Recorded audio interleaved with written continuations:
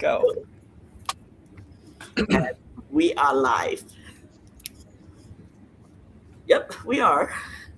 Well, thank you. I mean, I'm so glad that we finally got ourselves together here. We've been talking, and I like this on the air thing. Thank you, Caitlin. Fancy. This is legit. Um, Sasha, McNeil, and Mark, especially Mark. Thank you so much for being here. And I'll do the other talk, but how are you guys doing today? We're excited. We like Yeah. each other. So this is, You like each other? I like you Yeah. guys too. I don't know, I can imagine a podcast of people who don't like each other. And so we're off That to a good is so start. boring, Yeah. It's like, are we at time yet? Are we done yet? Yeah. How are you doing, Mark? I'm good. Just Yes. just enjoying my day. Looking forward to this podcast. How are you? Pretty good. I finished one already. Oh wow. I got up at 4 to get some work done, and I knew that I was going to have a long commute. So it did. An hour and 45 minutes later, I got to DC. Oh wow. It was like between accident on the road, between everything, people, we're all returning to work. So I live in like Aldi, like somewhere in the boonies. So usually without traffic, it would be about, I don't know, an hour. With traffic, it could take up to 3 hours. So I don't enjoy the time and I have to come to DC. But I was having the water cooler chat with someone who was a formerly deputy chief judge at the PTAP at USPTO. wow. So we did a in person, and today is their holiday party. So I'm actually like this wonderful background. I'm in the Cherry Hill room, and having this talk with you guys, and so it's extra special. Very good. Well, Yeah. I think McNeil's in California also. And I'll just say that an hour and 45 minutes, you notice that he and I didn't even blink at it. We were like, I was like, that was just like down the street. Is it Thursday Okay. already? yeah. Yeah, I was like, that's nothing. Actually, what are you complaining about? I'd be in another state for that long. Yeah. Exactly. Yeah, you forget California is a tall state. We could drive for hours Yeah. and be on the same call. All right, everyone, we're going to go ahead and get started. Hello and welcome to IP Talk, Brand Insights, a quarterly discussion on the intersection of brand strategy and intellectual property. This series is presented by Virtual Patent Gateway. Our facilitators today are Sasha Strauss, a brand strategist with more than 25 years of experience, McNeil Maddox, an independent brand strategist and brand strength coach, and Ashley Chung, VPG principal and founder. They are joined by Mark Zheng, managing counsel at Duolingo. And with that, I'll pass things over to Ashley to get started. Thank you, Caitlin. This is our season finale of IP Talk Brand Insights. A little bit of history. Yeah, we can clap for that. Yeah. Big clap. Yeah. Back in November 2024, I just had an idea. So I emailed McNeil and Sasha. It was like, I think we could do an IP Talk Brand Insights. Maybe we could get people together. They were like, sounds good. What do you want us to do? I said, I'll schedule someday. Let me know. And then now, today is going to be our 5th episode. We have a quarterly chat, and so excited to have Mark Zheng from Duolingo. First thing first, before he even introduced himself, we are going to do some disclaimer. I am not related by any means or not affiliated with Duolingo. Neither is Sasha nor McNeil. We are really just have a wonderful intellectual exchange at the intersection of IP and intellectual property and branding. And Mark is here in his personal capacity, and we'll talk about branding. And I'm dying to learn about Mark. I'm sure that you guys are too. And This is not going to be, we will not be talking about Duolingo corporate branding strategy. This is going to be focused only on our personal opinion. And with that, Mark, why don't you tell us a little bit about yourself? I'll give you 1 minute. Okay, yeah, sure. So my name is Mark Zheng. I'm an in-house counsel at Duolingo. Before I was at Duolingo, I was in-house counsel at Argo AI, working on self-driving cars. And then I was at a couple law firms doing intellectual property and litigation. And before that, I clerked on the Third Circuit. And so yeah, like Ashley said, I'm excited to be here. I'm just speaking entirely my personal capacity and not representing Duolingo in any way. I'm not. I'm just on legal, not the marketing. So I won't be talking about our company brand strategy, but just kind of my personal opinions and experience.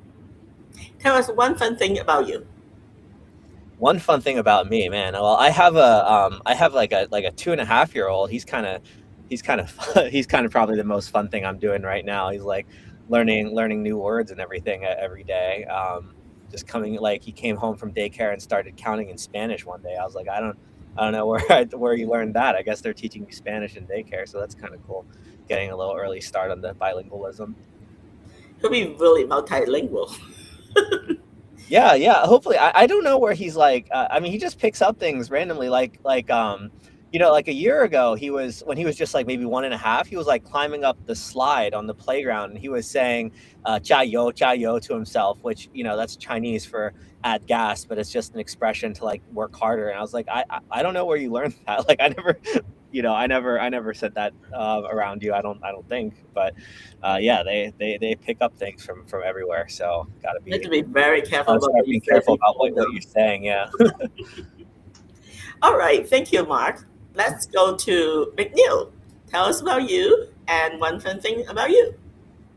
Hi, thank you. McNeil Maddox. I'm the founder, owner at Genevolin Consulting and brand strength coach. But one fun thing about me, I'm not. There's nothing fun about me. It's there's nothing. That's not true. No, I'm sorry. One fun thing about me. Come on. Okay, I'll give you one. When I was, I know. I will. I'll fill in the gap if you don't. All right. When I was young, actually back in high school, my brother and I had our own independent publishing comic book business. So we actually make comics by hand and actually sell them through the mail when that was a thing. And actually one of them is in a private collection in a university in Washington. There was a guy who would collect small published comic books, and he had a whole big archive of them. And I guess when he passed, some of these got actually donated to this university archive. So it's there in perpetuity. I haven't taken a trip to go see it. It'd be a blast from the past, but that'd be a fun thing. Awesome. Sasha, I'm going to give you 45 seconds. Go. Well, I'm going to use some of that time to say that McNeil and I worked together for a long time, and I was ready, actually. If he wasn't going to give you something interesting like the comic book in the archive, which, by the way, I didn't know. So I was going to throw out there. I just found out like a year or so ago myself. I had no clue.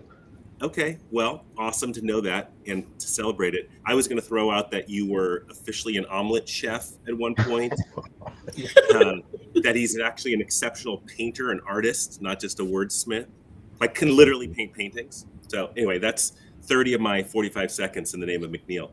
All right, my 15 seconds. There's a university here in Southern California called UC Irvine. I didn't get into any of the colleges that I applied to, but UCI, for whatever reason, made a slot for me, so I didn't get in really. And when I got in, I decided I wasn't going to be there very long, so I tried out to be the school mascot, Peter the Anteater. And you see how Mark's eyebrows raised up? Yes, that's the reason I chose it.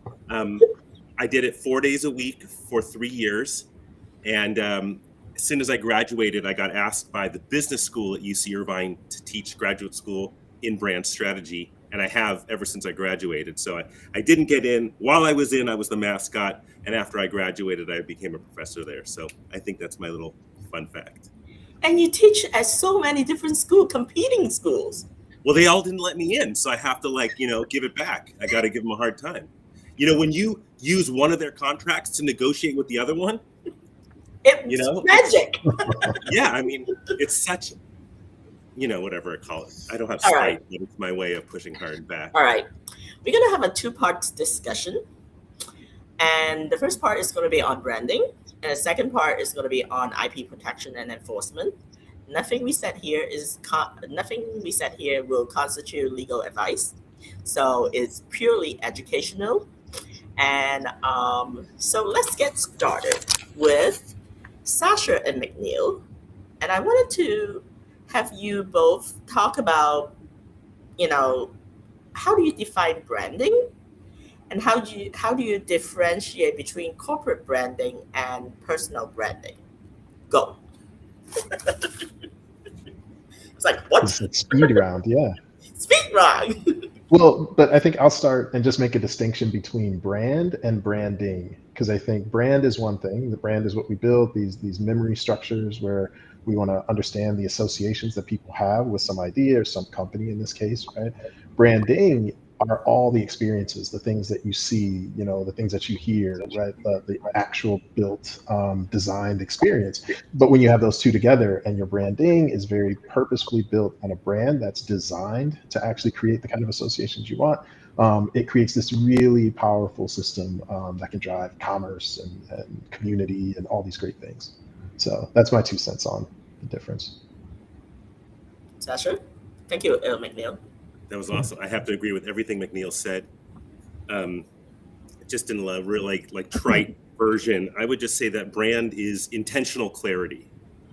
It's the hard work to make the information clear so it's easy for an audience to connect with. So intentional clarity, that's what brand is. And then I think you asked what the difference between personal and corporate branding is. And, my answer is not a lot. They really have the same research process, the same strategic thinking process, the same choice process and activation. Obviously, with corporations, there's more channels, but in the end, it's the same process to build a strategic brand for corporations and individuals. How do you both feel about branding, a brand being defined as the digitization of someone's reputation? All right, well, McNeil went first last time, so we'll just trade. Okay, so your statement was that brand building for an individual is that digitization of their story and identity. I'm going to be the naysayer. No, I would say that for personal brands forever in history, you needed to communicate with via whatever channel was used at the time. Newspaper, radio, street corner. And so the way that we communicate now is digital. And so it's merely showing up in the vehicle of the era. It's not necessarily this derogatory digitization of your identity. I'd have to agree. I think when you think of all of the ways that people have, before there was any digital, right? Radio, right? There were brands that were built just off what you could hear, right? But not just, see, but hear and all that. So digitization definitely gets a lot of the attention nowadays because that's the way our channels operate and most of the way that we communicate. Everything's digital now, right? It's a great way to communicate and promote your brand. But yeah, I think just the best branding you could ever have is word of mouth, right? So I think that goes beyond, has always been true, will always be true, no matter, once we move to holograms and things like that, right? Like no matter what version it takes, telling that story, those timeless stories, or spreading that reputation. Yeah, I think it's so much bigger than digital. But I think when you're using all the ways that you can communicate your brand, it becomes so much more powerful. Interesting. So today we are here to basically we have a managing counsel from Duolingo, but in personal capacity. You both are not affiliated with Duolingo, but I would love to hear your thoughts and observations about Duolingo as a corporate brand. Because the reason why I started to approached Duolingo, it was because during our first episode, we were talking about, Sasha, your classes, different, both the undergrad and the graduate classes were like really just wildly addicted to Duolingo. So I was like, oh, I'll go search, find out who I can actually get it on, and maybe they'll say yes. And there's always a 50-50 chance. So glad to have Mark here. Um, but let's go to the observations from both Sasha and McNeil about Duolingo as a brand. I just love it as an experience. I think the fact that Duolingo is the first platform that I can think of that actually gamified language learning, right? With the streaks and coming up with ways to incentivize you to really have those quick hits where you're learning, and it's a little more immersive than some of the other platforms were before, but it's sort of changed the way we think about language learning. So I just think that was a really interesting way when we think again about those associations that you want to create. It wasn't so much I'm learning a language, it was I'm having fun, right? I'm getting smarter about things. I can communicate with people from all over the world, right? Like I'm making myself more educating myself, right? It's on my time. I don't have to go sit in a classroom and listen to someone, right? So that whole experience became part of the brand and what you associate with Duolingo. But these ideas of like freedom and education, but also fun, those are the things that get baked in that make it such a powerful brand, in my opinion. Sasha? Awesome, agree. Yeah, I think my grad student said something like Duo, the character of Duolingo, that initially the whole brand and he manifested a like friendly tutor like energy, and then over time as the brand grew, it became kind of like I think they said chaotic gremlin. Don't quote me, but kind of like pestering you and calling you out for not participating, etc. That really created an interesting dialogue. And to McNeil's point, there was a gamification of language learning, which has its rewards, etc. And to me, that's awesome branding, is to kind of go with where the market needs you to go to stay engaged. So hat tip to that. The other thing that I loved hearing was that I teach in classes that are multicultural. There's not one community represented more than another. And it was interesting that the owl itself as a character is a very like multicultural wisdom across cultures entity. It's so interesting to think that owl means wisdom, in old cultures and different continents. And that universality of wisdom and that owl as a representation of that was a brilliant brand decision. You know what is really funny is that I interviewed Seth Godin and I told him about my cartoon character for BPG, for me, is Owl.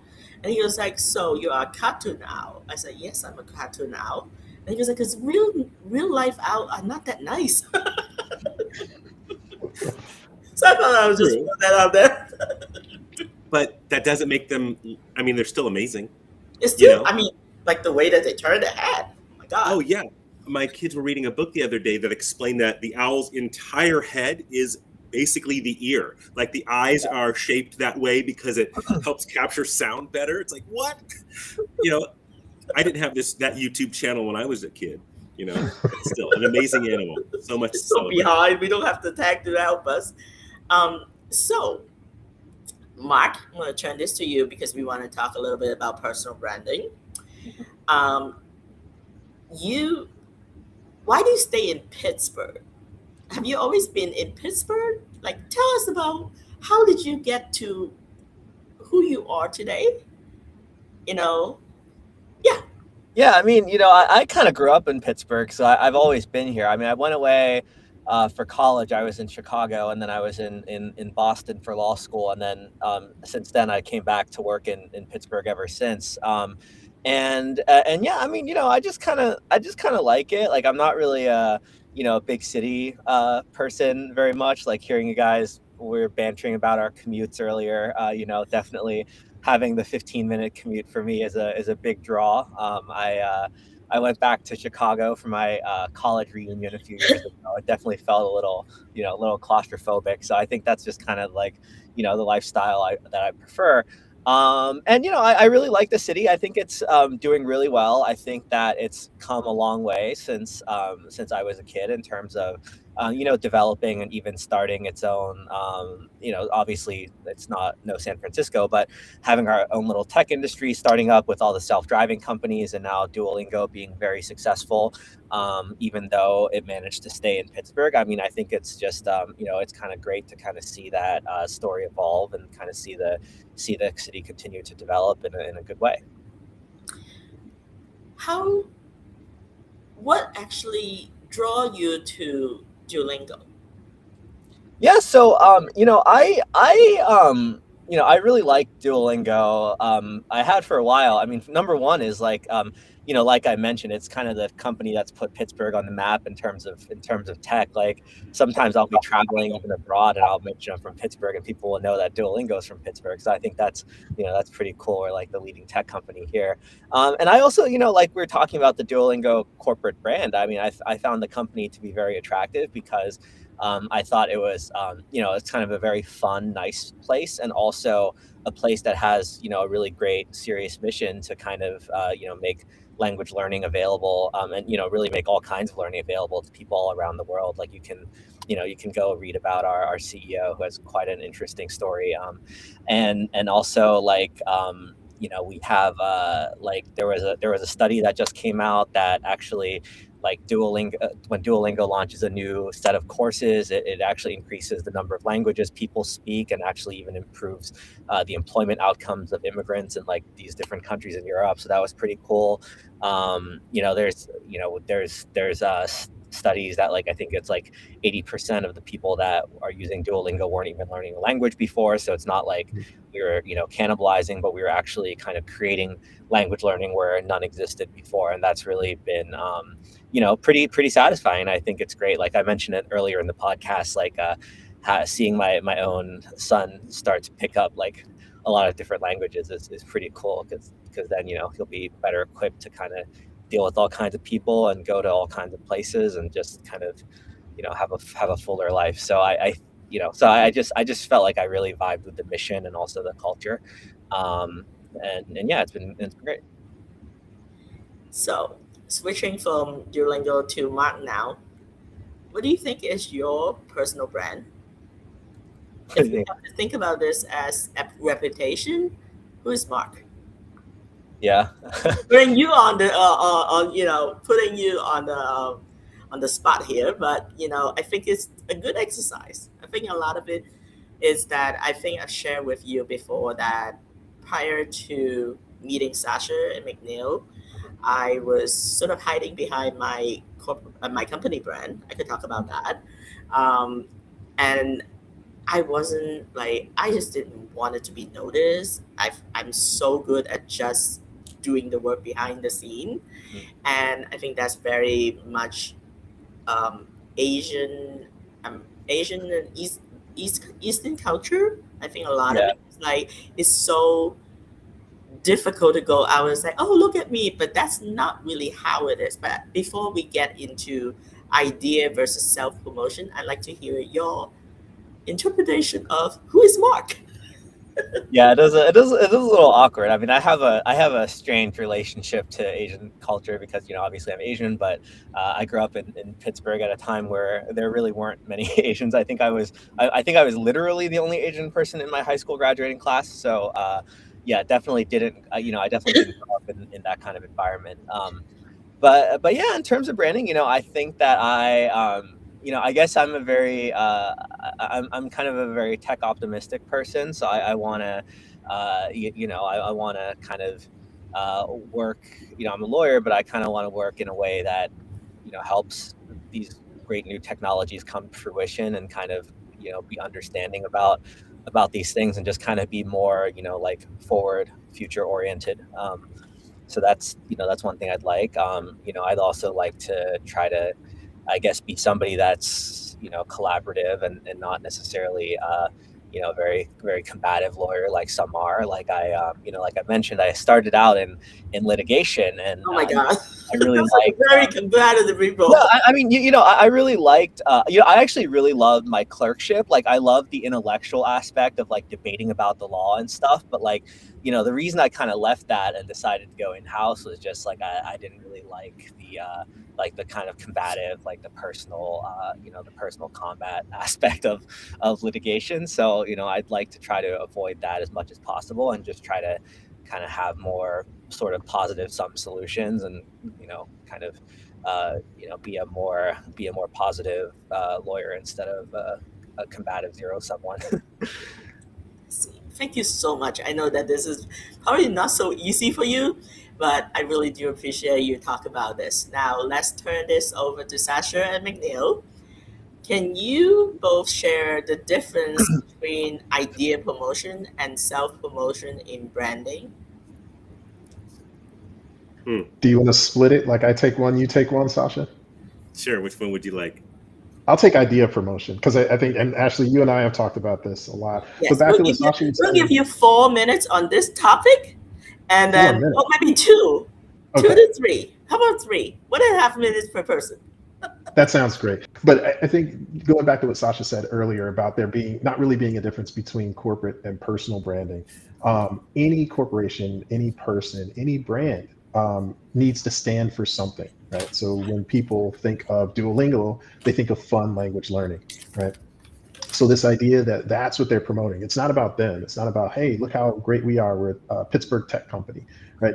It's more about the benefit that they enable. And then whenever you think of that thing, right, when your brands are about choosing, I'm going to make a choice, right? I can go with Duolingo. I won't say a competitor's name, Mark, so don't worry about that. Or some other language learning service, right? Which one do you want to choose? But that idea that one stands for, it's like, do you want fun and relatability and to improve your self-improvement?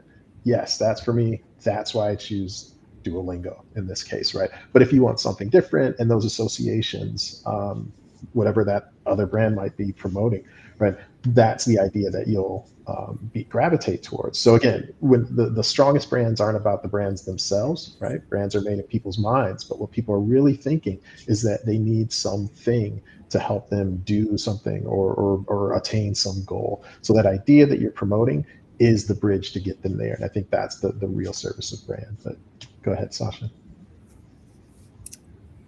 Everything McNeil said. That's why I have you guys here, because you can feel out each other. We're a good team. We are a good team. And I like what Mark has been saying too. So Ashley, you're asking us the difference between idea promotion versus self-promotion. And I think I'm stuck on the like what a personal brand is thing. And if you look at personal branding as self-promotion, the audience is not going to receive your promotion. They're not going to receive you because it's going to feel gross and braggadocious. But if you are educating, enabling, inspiring, informing, people will listen. And so if you want your ideas to resonate, they have to come through someone who is present, honest, engaged, etc. And so I like to look at idea promotion as tied to personal identity and not look at it like a self-promotion, but as you're bringing forth wisdom, or like Ashley, as you do with all of the work you're doing. It's like by podcasting and interviewing and thought leading, you're creating more knowledge. You're bringing more knowledge, and that is enabling people to excel in their careers, be inspired, etc. So all about it. And I want to use Mark here as an example. Mark, I'm so sorry if I misquoted you here, but I think you said that you're a tech optimist, you're a non-combative / collaborative lawyer. And this is where I'm going to I don't know, something like Asian conflicted, or like you're Midwesterner, maybe. All right, you're smiling. I guess that's fair. I don't really have a, I don't really have a great way to articulate it myself. So we'll go with that. Fair enough. So I think that the point is that as Mark is showing up in the world and sharing his work or ideas, etc., he knows that he's like a tech optimist. He knows that he's non-combative. All right, so whatever research he's done, whatever answers he's produced, they're going to come through that lens. And that's it. That planned intention that this is who I am and this is what you can expect from me, enables your ideas to be heard. And that's why I think personal branding is so important and is not self-promotion. Thank you so much for that explanation and the elaboration. I think that the in the beginning, I always thought of it like, oh my God, I don't want to, like, if you ask me, like, I would have 3 podcasts 5 years ago. I was like, you're crazy.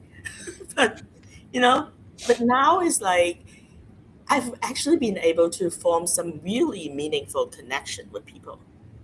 Because I wasn't like, at the beginning, it was like, I was focusing on me. It's like, oh, I don't want to be in front of the camera. I don't want to do this. I don't want to seem like, what the quoting used, what, braggadocious? I think that's your I like that word. I heard a musician mention it in an interview, and I was like, oh, I will be borrowing that. word. It has a really interesting personality to it. Right? Yeah, Sounds it fancy, does. doesn't it? And then so when I talk to different people, I mean, if I focus on only me, like Ashley, then things would just be so boring. Oh, 15 minutes with me, ain't I need to start talking. But, honestly, I think that I switched from thinking erroneously self-promotion to now looking at it in the context of aligning with my own values and topics and people that I want to promote. So a lot of time I would create events that basically give people space to talk that they would otherwise do not have an opportunity to do, like some of the young lawyers. Yeah. And so I think that's really interesting. Now we are going to move to thank you, Caitlin, for keeping us on time, because I certainly am not. IP awareness and enforcement. So this, we are going to go to Mark first. What are your responsibilities as a managing counsel at Duolingo? Yeah, so I do some IP enforcement related things, and there's a wide variety of ways in which IP is a kind of a useful tool. There's a kind of very straightforward stuff. So I think the most straightforward is that we have a merch store, and as soon as you launch any kind of merch, you get tons and tons of counterfeits. So when we first launch our Duolingo plushie and things like that, we saw I don't even know how these factories like spun up these counterfeits so quickly, but they just kind of flooded the online marketplaces immediately. And I'd actually done some online marketplace enforcement at a previous job, which was good experience. So I was kind of able to set up a program to kind of report and get a lot of these things taken down. It's interesting. I mean, you can kind of like at first, I think we were reporting a lot of them for trademark infringement, and then because they were calling them like Duolingo plushies, and then they started just renaming their product listings to call them like Green Owl plushies. So we actually ended up getting a copyright registration for the plushie, which is I didn't realize this, but apparently you can get a copyright for sculptural works, and a plushie is considered a type of sculpture under copyright law. So you can actually copyright a plushie. So we did that, and then I think that really let us get a lot of these things taken down. And then once you get once you start getting these taken down, I think the counterfeiters kind of move on to someone else. So I think that's something that we haven't really dealt with for a while. And then you can also use IP to kind of achieve other kinds of strategic goals that you have. So like one product we have is the Duolingo English test, which is a test. It's like a standardized English test that people use when they're applying for universities to prove that they're proficient in English. It's also used for even like visas in some countries and things like that. So pretty high stakes exam, although we make it accessible and kind of low cost and more affordable to people. But we do have a problem sometimes with people trying to cheat, and they'll have various websites for cheating, and then you can often use IP to kind of get those taken down. I mean, a lot of times they'll have stuff that infringes your copyrights or your trademarks. So that's another kind of more creative application of IP to kind of achieve your sort of business goals. But yeah, so I think that it's a useful it's a useful tool. a little bit strategic about it, because we're not going to go after people that are making like fan fiction or memes of Duo, because we like that. But if it's something that's disrupting our business, then it's a tool that we can use. And I think that we've talked about this green owl versus like Duo, and I was like, oh, it's like La Boo Boo versus La Foo Foo. Yeah.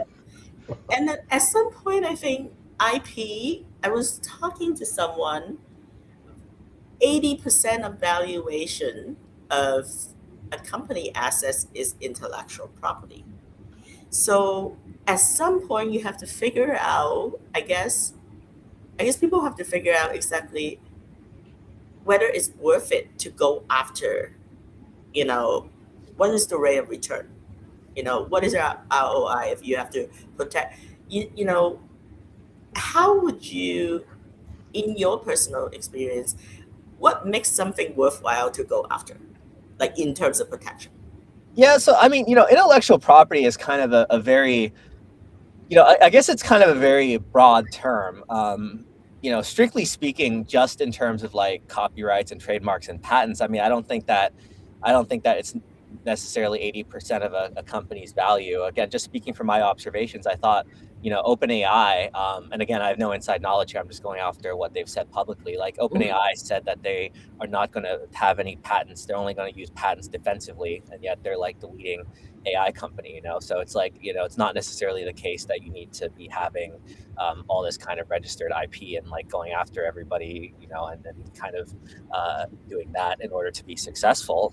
So I think that it's just about like, seeing what's disruptive to your business and what's not. So like, in our case, obviously, if we're running a test, then we don't want people cheating on it. So that's something that's disruptive. So we would use IP to kind of go after it. But if somebody's making fan fiction of Duo, like that's not disruptive. So we're not going to, go after them for that. Thank you so much. I appreciate that. We have 3 minutes to talk about this, and this is for Sasha and McNeil. Can you talk about the Duolingo Brand Center and how we, in your opinion, that how this could be actively in use and as a defense strategy? Or just talk about the Brand Center based on your observation.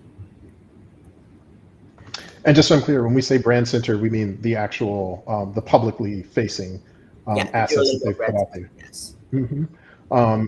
I think just going on record, obviously making it very clear, these are the things that we promote as a company. I think Mark made a really interesting comment just a second ago, that there are certain things that they don't want to go after, right? It's free marketing.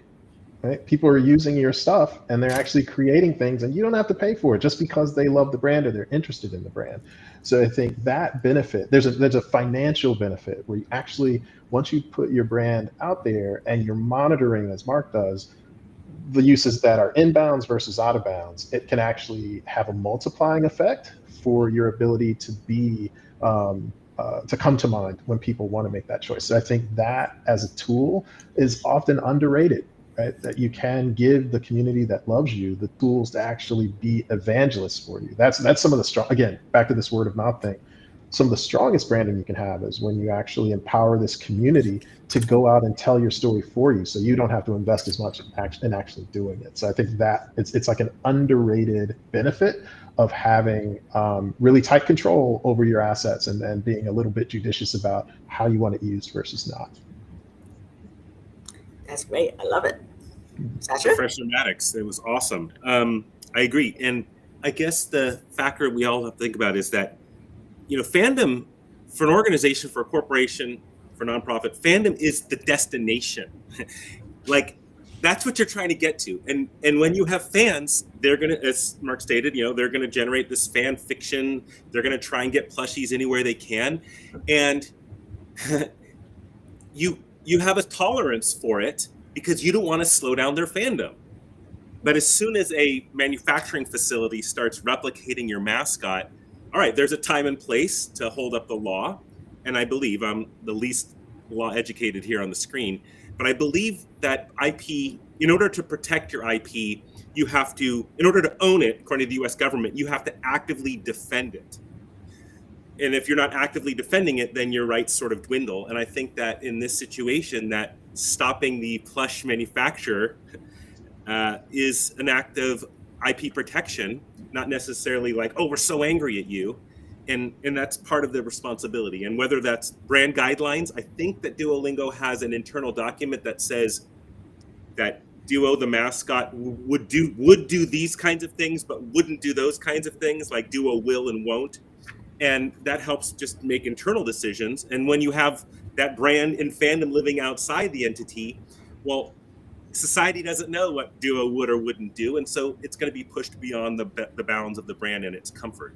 And so we want our fans, but we absolutely don't want our icon doing things that is outside the realm of what we love and care about. And so there has to be some protection. And so I want fans to understand that brands protecting their IP is an act of caring.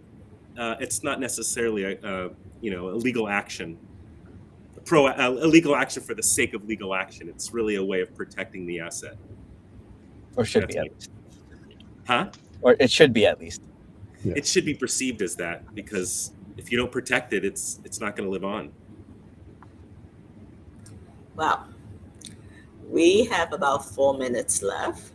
What I like to do is to have we have 2 Duo plushes. Speak about like the merch store.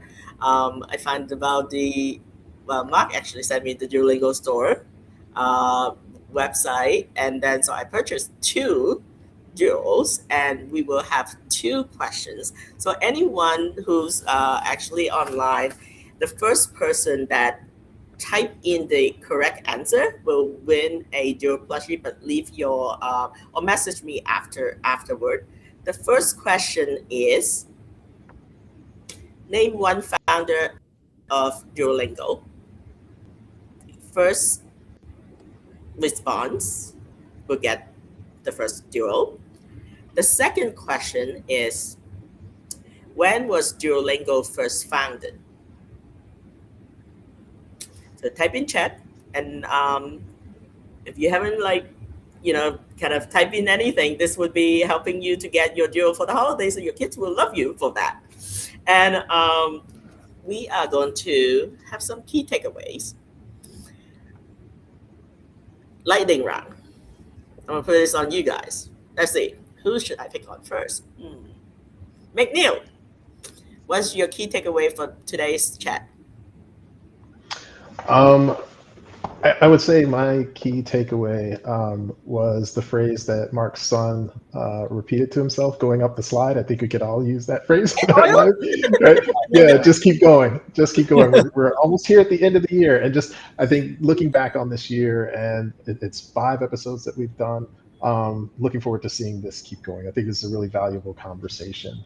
But that last point that you made, Sasha, I think is really another key takeaway. Like, what you protect what you value, and these intellectual property has immense value, so it needs to be protected. It needs to be promoted, and that's how you actually grow not only your brand but your valuation as well. So that'd be my key takeaway. Perfect. Mark?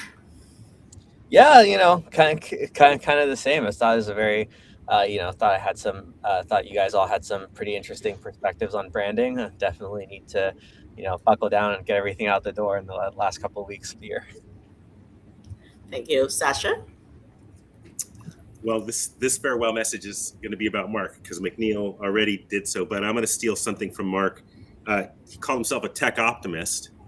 And I like that so much better. I've been walking around awkwardly saying that I'm a technosexual. And, it has not gone well. Like, when I'm around my parents' friends. I wonder why. Well, they're just like, I'm not that woke yet. I don't know what that is, And so I'm going to go with tech optimist, if that's okay. Yeah, absolutely. You have to give a Mark royalty. No, yeah, it's a short phrase. Can't be copyrighted. Oh, okay, all right. You heard it here first, friends, from the attorney. Well, my key takeaway is that when you genuinely care about education and helping others, building a community like what we have today, Um, it's really opens a lot of doors, and it really also adds fulfillment. I think our job is our job, but when you get an email from someone or someone recognize you at a conference, or someone's basically telling you how much of what you said meant to them, it really makes everything worthwhile. Like 5 years ago, if you asked me to that I will be doing this, I was like no. But in 22 days, um, yeah, in like January 2nd will be my 6th year. And I used to be so terrified of public speaking. I still am, but I think I don't show as much anymore. Running from one thing to another, not having the time to be actually fearful, it helps. It's like just make sure that you get there on time. So thank you, and this is our season finale, and I really want to thank everyone that has been on the IP Talk Run Insights. I will send a post. I'll put a post and thank everyone. But I do appreciate your insights, your time, and Mark, thank you, and thanks Stephen too, because he put your name out there. He didn't want to be on here. He's just put you up here, and then it worked out great. Sasha Okay, great. Glad McNeil, you enjoyed it. yeah, Sasha McNeil, thank you. I always have crazy ideas, but thank you for going through with this with me, and it's been amazing. So on that note, we are only 1 minute over, and we're done. Happy holidays, everyone. Yes. Happy Happy holidays. holidays. Happy holidays. Ashley, we love your crazy ideas.